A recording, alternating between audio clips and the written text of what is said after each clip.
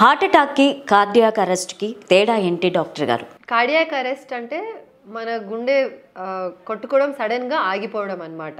దానివల్ల brain function కూడా టెంపరీగా ఆగుతుంది. సో కార్డియాక్ అరెస్ట్కి వేరే వేరే కారణాలు ఉంటాయి. అందులో హార్ట్ అటాక్ అనేది ఒకటి. నేను చెప్పినట్టు గుండె రక్తనాళాల్లో రక్తం గడ్డగట్టి రక్తం సరిగా అందకుండా ఉంటే దాన్ని హార్ట్ అటాక్ అంటాము. Or MI myocardial infarction.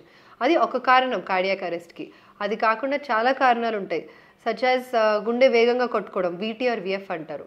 లేదా హార్ట్లో స్ట్రక్చర్ అంటే కండరం ఇబ్బంది ఉంటే, కండరం ప్రాబ్లం ఉన్నప్పుడు ఇలా గుండె వేగం ఎక్కువ తక్కువ అవ్వచ్చు. అది కూడా ఒక కారణం కార్డియాక్ అరెస్ట్కి. హెచ్ఓసిఎం అంటే హైపర్ట్రోఫిక్ ఒబ్స్ట్రక్టివ్ కార్డియోమయోపతి. కండరం లావుగుండి రక్తం సరిగా అందక బ్రెయిన్కి ఆర్ వేరే ఆర్గన్స్కి సడన్గా హార్ట్ అటాక్ కార్డియాక్ అరెస్ట్స్ వస్తాయి. అంటే నాన్ కార్డియాక్ కాజెస్ కూడా ఉంటాయి. సడన్గా పొటాషియం ఎక్కువ తక్కువ అవ్వడము, లాక్టిక్ అంటే యాసిడ్ బాడీలో యాసిడ్ ఎక్కువ అయినప్పుడు, అవన్నీ వేరే వేరే కారణాలు కార్డియాక్